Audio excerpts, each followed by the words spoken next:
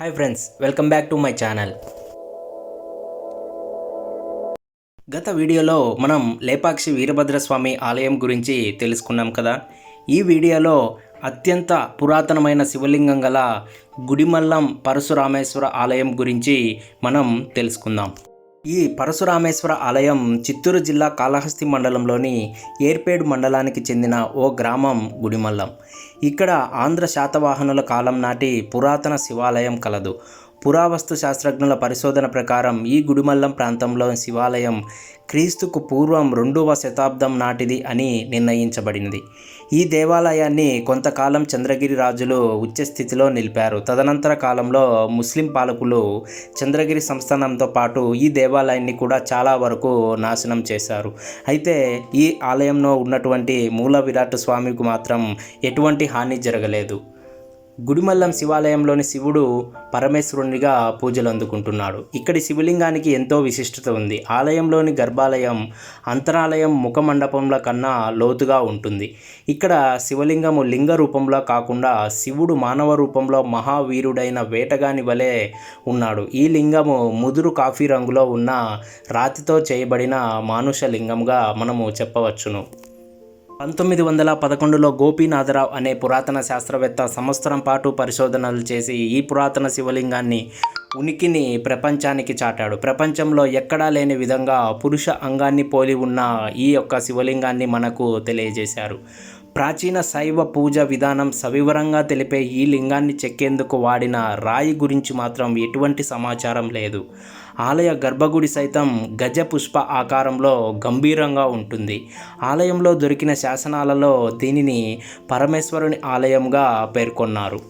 గతంలో ఎప్పుడో ఉజ్జయినిలో దొరికిన రాగి నాణేలపైన ఈ అంగాన్ని పోలిన బొమ్మ ఉంది అనేది మనకు తెలుస్తుంది. ఇక ఈ గుడి గురించిన సమాచారం కోసం ఇంగువ కార్తికేయ శర్మ రాసిన Parameshwara temple at Gudimallam, development of early Shaiva art and architecture అనే 2 పుస్తకాలు, మరికొన్ని శిల్ప కళా చరిత్ర పరిశోధనల పత్రాలు మినహా ఈ గుడి గురించిన సమాచారం మనకి ఎక్కడా దొరకదు. ఇక ఈ లింగం గురించి మనం తెలుసుకున్నట్లు అయితే సుమారుగా 5 నుండి 6 అడుగుల పొడవు, 1 అడుగు వెడల్పు కలిగి ఉంది. ఈ లింగము పైన ముందు వైపు ఉబ్బెత్తుగాను ఉండి బయటకు పొడుచుకొని వచ్చినట్లుగా చెక్కబడిన ఈ శివలింగము మనము చూడవచ్చు. అపస్మారక పురుషుని భుజాలపై నిలబడిన రూపంలో ఉన్నాడు. స్వామి 2 చేతులతో ఉన్నాడు. కుడి చేతిలో ఒక గొర్రెపోతు యొక్క కాళ్ళు పట్టుకొనగా ఎడమ చేతిలో చిన్న గిన్నెను పట్టుకొని ఉన్నాడు. ఎడమ భుజానికి ఒక గండ్రగొడ్డలిని తగిలించుకొని ఉన్నాడు. స్వామి జటాభార తలకట్టుతో చెవులకు అనేక రింగులు ఇంకా వివిధ ఆభరణాలు ధరించి నడుం చుట్టూ చుట్టి మధ్యలో క్రిందకు వేలాడుతున్న అర్ధోరుకం ధరించి ఉన్నాడు. ఆ వస్త్రం మధ్యలో వేలాడుతున్న ముడతలు అతి స్పష్టంగా మనకి కనిపిస్తూ ఉన్నాయి.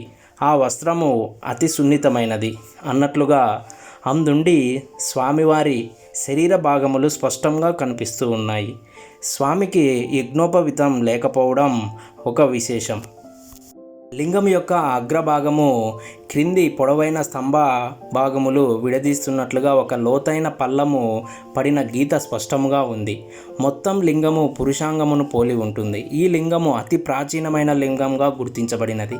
ఈ ఆలయంలోని శివలింగం యొక్క మూల విరాట్ను పోలిన లింగంను చంద్రగిరి కోటలో ప్రదర్శనకు పెట్టారు.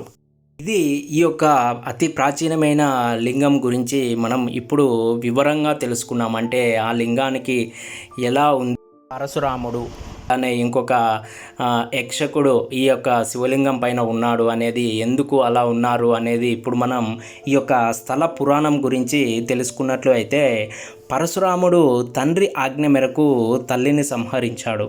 అలానే మళ్ళీ తండ్రి ఇచ్చిన వరంతోనే తల్లిని బ్రతికించుకున్నాడు.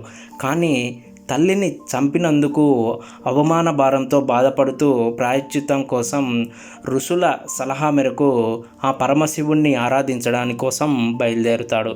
అత్యంత ప్రయాసతో అడవి మధ్యలోని ఈ శివలింగాన్ని దర్శించాడు. ఈ ప్రాంతంలోనే ఒక సరోవరాన్ని నిర్మించుకొని దాన్ని ఒడ్డున తపస్సు ప్రారంభించాడు. ఆ సరోవరంలో ఒకే ఒక పుష్పం పూసేది.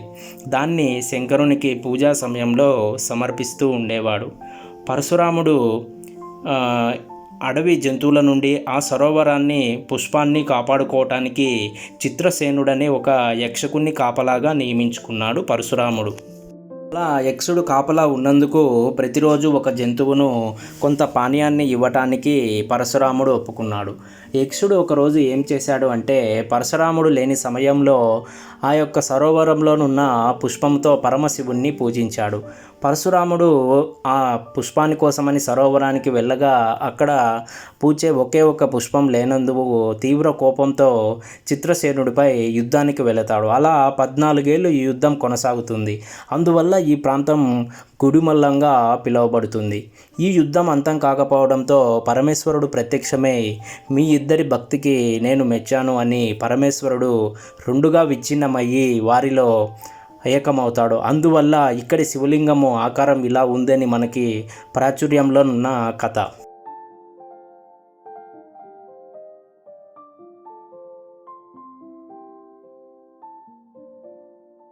ఈ ఆలయానికి సంబంధించిన మరి ఒక రహస్యమైన సన్నివేశం ప్రాచుర్యంలో ఉంది. అది ప్రధాన గదిలో ప్రతి 60 సంవత్సరాలకు వరదలు వచ్చి లోపలి భాగం మొత్తం వరద నీటితో మునిగిపోతుంది. ఒక చిన్న భూగర్భ తొట్టి, దానిని కలపబడిన ఒక వాహిక శివలింగం పక్కన నేటికి కూడా మనం చూడవచ్చు. ఈ వరద నీరు అకస్మాత్తుగా శివలింగం పై భాగానికి తాకి అటుపై ఒక్కసారిగా కిందికి ప్రవహిస్తుంది.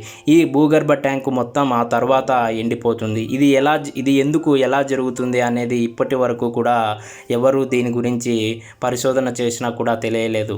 ఆలయంలో మరొక అద్భుతం ఉంది. అది ఏంటంటే, పెరుగుతున్న సూర్యకిరణాలు ఉత్తరాయణము దక్షిణాయనంలో 2 సార్లు ఈ రాతి గోడలపై చెక్కిన గ్రిల్స్ గుండా ప్రధాన శివలింగం యొక్క నుదిటికి నేరుగా ఈ సూర్యకిరణాలు తాకుతాయంట.